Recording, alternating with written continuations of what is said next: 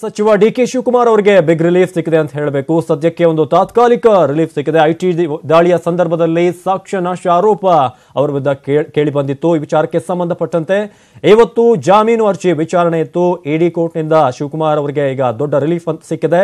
ಕಳೆದ ವರ್ಷ ಆಗಸ್ಟ್ 2ನೇ ತಾರೀಕು ಬೆಳಗ್ಗೆ 7 ಗಂಟೆಗೆ ಐಟಿ ರೇಡ್ ಆಗುತ್ತೆ. ಈ ಸಂದರ್ಭದಲ್ಲಿ ಅವರು ಸಾಕ್ಷ್ಯವನ್ನ ನಾಶ ಮಾಡಿದ್ರು ಅನ್ನೋ ಒಂದು ಆರೋಪ ಕೇಳಿ ಬಂದಿತ್ತು. ಇದೀಗ ಡಿಕೆ ಶಿವಕುಮಾರ್ ಅವರಿಗೆ ಜಾಮೀನು ಮಂಜೂರಾಗಿದೆ. ಎಲ್ಲೋ ಒಂದ್ ಕಡೆ ಬಂಧನದ ಭೀತಿಯನ್ನ ಡಿಕೆ ಶಿವಕುಮಾರ್ ಅವರು ಎದುರಿಸ್ತಾ ಇದ್ರು. ಆ ವಿಚಾರಕ್ಕೆ ಸಂಬಂಧಪಟ್ಟಂತೆ ಇವತ್ತು ವಾದ ಪ್ರತಿವಾದಗಳು ನಡೆದವು.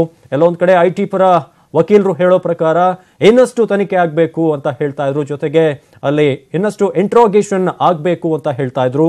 ಈ ವಿಚಾರಕ್ಕೆ ಸಂಬಂಧಪಟ್ಟಂತೆ ಸಾಕಷ್ಟು ವಾದ ಪ್ರತಿವಾದಗಳ ನಂತರ ಇದೀಗ ಅಲ್ಲಿ ಬಂದಿರುವಂತಹ ತೀರ್ಪಿನ ಪ್ರಕಾರ ಸದ್ಯಕ್ಕೆ ಜಾಮೀನು ಮಂಜೂರಾಗಿದೆ.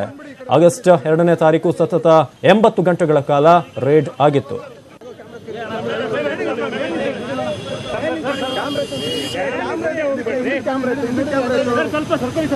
ಬನ್ನಿ ಬನ್ನಿ ಇವ್ರೆ, ನಾನ್ ಸಾಕೊಂಡ್ರಿ ಅಲ್ಲಿ ನೀವು ಬನ್ನಿ ಬನ್ನಿ ಬನ್ನಿ ಹಂಗೆ ನೋಡಿದ್ರಿ ಹಿಂದೆ ಬಂದ್ಬಿಡಿ, ಈ ಕಡೆ ಬಂದ್ಬಿಡಿ ದಯವಿಟ್ಟು.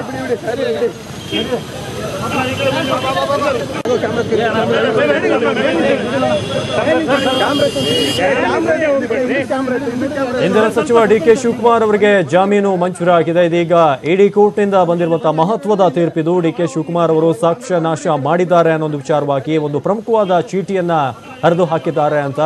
ಈ ವಿಚಾರವಾಗಿ ವಾದ ಆಗುವ ಸಂದರ್ಭದಲ್ಲಿ ಡಿಕೆ ಶಿವಕುಮಾರ್ ಪರವಾದಂತಹ ವಕೀಲರು ಮಾಡಿದಂತಹ ವಾದದ ಪ್ರಕಾರ ಅದು ಕೇವಲ ಒಂದು 20 ರೂಪಾಯಿ ಬೆಲೆ ಬಾಳುವಂತಹ ಚೀಟಿ ಅಷ್ಟೇ ಅಂತ ಹೇಳ್ತಾ ಇದ್ರು. ಆದ್ರೆ ಐಟಿ ಪರ ವಕೀಲರ ವಾದ ಏನಾಗಿತ್ತು ಅಂತ ಅಂದ್ರೆ ಅದು ಸುಮಾರು 10 ಕೋಟಿಗೂ ಹೆಚ್ಚು ಬೆಲೆ ಬಾಳುವಂತಹ ಚೀಟಿ ಅಂತ ವಾದ ಮಾಡಿದ್ರು. ಜೊತೆಗೆ ಇನ್ನಷ್ಟು ತನಿಖೆಯ ಒಂದು ಅವಶ್ಯಕತೆ ಇದೆ ಅಂತ ಐಟಿ ಪರ ವಕೀಲರು ವಾದ ಮಾಡಿದ್ರೆ, ಡಿಕೆ ಶಿವಕುಮಾರ್ ಪರವಾದಂತಹ ವಕೀಲರು ಹೇಳೋದು ಕೆಲವೊಂದು ಸಾಕಷ್ಟು ವಿಚಾರಗಳು ಇದರಲ್ಲಿ ಬೇಲೆಬಲ್ ಅಫೆನ್ಸ್ ಅಂತ ಹೇಳ್ತಾರೆ. ಹಾಗಾಗಿ ಈ ರೀತಿಯಾಗಿ ಬೇಲ್ ಸಿಗಬೇಕು ಅಂತ ಅವರು ವಾದವನ್ನ ಮಾಡಿದ್ರು. ಈಗ 25,000 ರೂಪಾಯಿ ಇಬ್ಬರು ಶ್ಯೂರಿಟಿಯೊಂದಿಗೆ ಷರತ್ತುಬದ್ಧ ಜಾಮೀನು ಸಿಕ್ಕಿದೆ.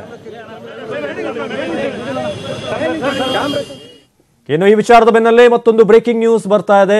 ಬಿಜೆಪಿ ಸೇರ್ಪಡೆಯ ಬಗ್ಗೆ ಸಚಿವ ಪ್ರಮೋದ್ ಮಧ್ವರಾಜ್ ಸ್ಪಷ್ಟನೆ ಕೊಟ್ಟಿದ್ದಾರೆ.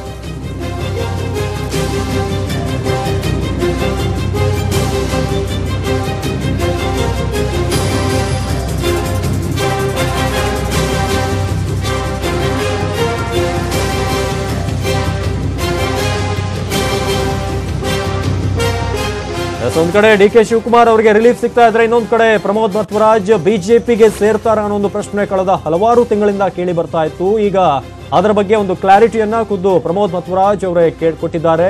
ಬಿಜೆಪಿಗೆ ಬಾರದ ಹಾಗೆ ನನ್ನನ್ನ ಇಬ್ಬರು ತಡೆಯುತ್ತಿದ್ದಾರೆ. ಬಿಜೆಪಿ ಸೇರ್ಪಡೆಗೆ ರಾಜ್ಯದ ನಂಬರ್ 1 ಶಾಸಕನಿಂದ ನನಗೆ ತಡೆ ಇದೆ ಅಂತ ಖುದ್ದು ಪ್ರಮೋದ್ ಮಧ್ವರಾಜ್ ಅವರು ತಿಳಿಸಿದ್ದಾರೆ. ಬಿಜೆಪಿಯಿಂದ ತಡೆ ಬಂದ್ರೆ ಹೋಗುವ ಪ್ರಶ್ನೆ ಇಲ್ಲ.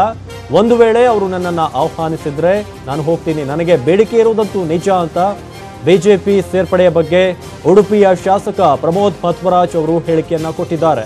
ಪ್ರಮೋದ್ ಮಧ್ವರಾಜ್ ಅವರು ಬಿಜೆಪಿಗೆ ಸೇರ್ತಾರಂತೆ ಅಂತ ಸಾಕಷ್ಟು ದಿನಗಳಿಂದ ಅಲ್ಲಿ ರೂಮರ್ಗಳು ಸ್ಪ್ರೆಡ್ ಆಗಿತ್ತು. ಈ ವಿಚಾರಕ್ಕೆ ಸಂಬಂಧಪಟ್ಟಂತೆ ಖುದ್ದು ಪ್ರಮೋದ್ ಮಧ್ವರಾಜ್ ಕೊಟ್ಟಿರುವಂತಹ ಒಂದು ಸ್ಪಷ್ಟನೆ ಇದು. ಬಿಜೆಪಿಗೆ ಬಾರದ ಹಾಗೆ ಇಬ್ಬರು ಪ್ರಭಾವಿ ವ್ಯಕ್ತಿಗಳು ನನ್ನನ್ನ ತಡೀತಾ ಇದ್ದಾರೆ. ಅದರಲ್ಲಿ ಒಬ್ಬರು ರಾಜ್ಯದ ನಂಬರ್ 1 ಶಾಸಕರು ಅಂತ ಕೂಡ ಪ್ರಮೋದ್ ಮಧ್ವರಾಜ್ ಹೇಳಿದ್ದಾರೆ. ಅವರು ಬೆಂಗಳೂರಿನವರು, ಸೊ ಇಲ್ಲಿ ಅವರೇ ಒಂದಿಬ್ರು ಮುಖಂಡರು ಮಾಜಿಗಳು ಇಬ್ರು ಇರ್ಬೋದು ಅಂತ ನಾನು ಭಾವಿಸ್ತೇನೆ. ಭಾರತೀಯ ಜನತಾ ಪಕ್ಷದ ಹೆಸರು ಹೇಳೋದಿಲ್ಲ, ಇರ್ಬೋದು. ಒಬ್ಬರು ನನ್ನ ಬಿಜೆಪಿಗೆ ಬಾರದಾಗೆ ತಡೆಯುವಂಥವ್ರು, ಮತ್ತೊಬ್ಬರು ನಮ್ಮ ಪಕ್ಷದಿಂದ ಹೋದವರು. ಇನ್ನು ಇದಕ್ಕಿಂತ ಹೆಚ್ಚು ಹೇಳೋದಿಲ್ಲ. ಅಲ್ಲಿ ತಡೆನೇ ಬಂದರೆ ಹೋಗೋ ಪ್ರಶ್ನೆನೇ ಬರೋದಿಲ್ಲ, ಮತ್ತು ಹೋಗೋ ಪ್ರಯತ್ನ ಕೂಡ ನಡೆಯೋದಿಲ್ಲ ಅಲ್ವಾ. ಅಲ್ಲಿ ತಡೆ ಇದ್ದಾಗ, ಈಗ ಗೇಟು ಓಪನ್ ಇದ್ದರೆ ಮಾತ್ರ ನೀವು ಅಲ್ಲಿ ಹೋಗ್ಬೋದಾ ಬೇಡವಾ ಅಂತ ನೋಡ್ತೀವಿ ಅಲ್ವಾ. ಯಾವುದಾದ್ರೂ ಒಂದು ನಿರ್ಧಾರ ತೆಗೆದುಕೊಳ್ತೀವಿ, ಆಚೆ ಹೋಗ್ಬೇಕಾ ಬೇಡವಾ. ಆ ಗೇಟೇ ಬಂದಾಗಿದ್ದರೆ ಉಡುಪಿಯ ಗೇಟನ್ನು ನಾವು ನೋಡ್ಬೇಕು ಬಿಟ್ಟರೆ ಬೇರೆ ಬೆಂಗಳೂರು ಡೆಲ್ಲಿಯ ಗೇಟ್ ಕೆ ಬಗ್ಗೆ ಹೆಚ್ಚಿನ ಮಾಹಿತಿಯನ್ನು ನೀಡ್ತಾರೆ ನಮ್ಮ ಉಡುಪಿಯ ಪ್ರತಿನಿಧಿ ಪರೀಕ್ಷಿತ್. ಪ್ರಮೋದ್ ಮಧ್ವರಾಜ್ ಹೇಳಿಕೆಯನ್ನ ಗಮನಿಸಿದ್ರೆ ಒಂದಂತೂ ಸ್ಪಷ್ಟ, ಅವರು ಕಾಂಗ್ರೆಸ್ ಇಂದ ಹೋಗೋಕೆ ರೆಡಿ ಆಗಿದ್ದಾರೆ ಅನ್ನೋದು ಸ್ಪಷ್ಟ. ಇನ್ನೊಂದು ಕಡೆ ಬಿಜೆಪಿಯಿಂದ ಆಹ್ವಾನ ಇದೆ ಅನ್ನೋದು.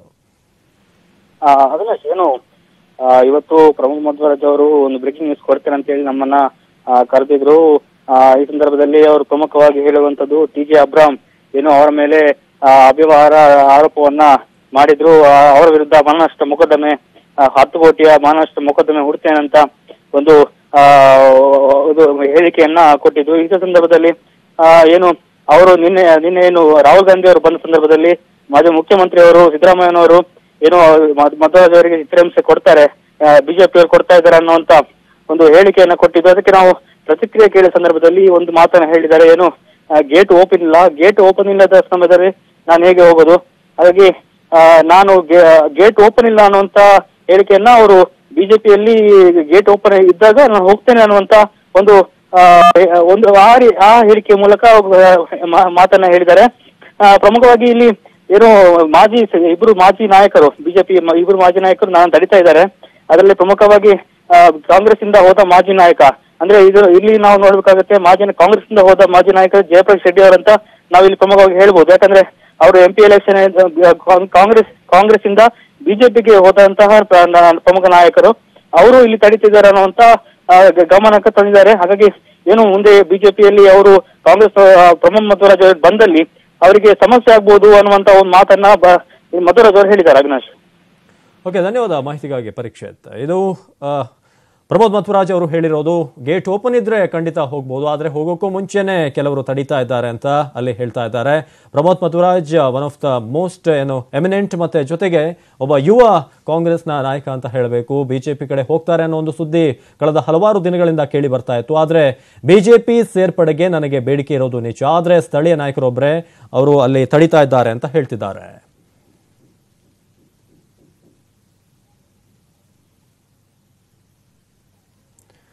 ಹೊಳೆನರಸೀಪುರದಲ್ಲಿ ಈ ಬಾರಿ ಕಾಂಗ್ರೆಸ್ ಗೆಲ್ಲಿಸುವಂತೆ ಮಂಚೇಗೌಡರ ಜೊತೆ ನಾನೇ ಮಾತನಾಡಿದ್ದು, ಏನಿವಾಗ ಅಂತ ಮೈಸೂರಿನಲ್ಲಿ ಸಿಎಂ ಸಿದ್ದರಾಮಯ್ಯ ಪ್ರತಿಕ್ರಿಯೆ ಕೊಟ್ಟಿದ್ದಾರೆ.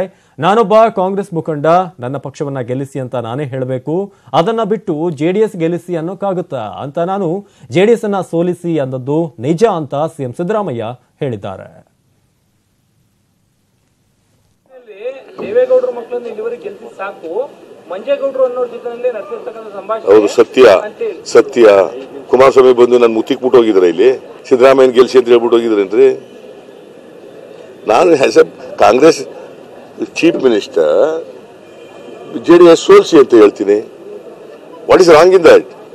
ಅವರೇ ನನಗೆ ದೇವೇಗೌಡರು ಇಲ್ಲಿ ಕುಮಾರಸ್ವಾಮಿ ಬಂದಾಗ ಸಿದ್ದರಾಮಯ್ಯನ ಗೆಲ್ಸಿ ಅಂತ ಹೇಳ್ಬಿಟ್ಟು ಹೋಗಿದ್ರ? ರಾಜಕಾರಣದಲ್ಲಿ ನಮ್ಮ ಪಕ್ಷದವ್ರನ್ನ ಗೆಲ್ಲಿಸ್ಬೇಕು ಅಂತಾನೆ ನಮ್ದು, ಅದನ್ನ ಹೇಳಿದ್ದೀನಿ.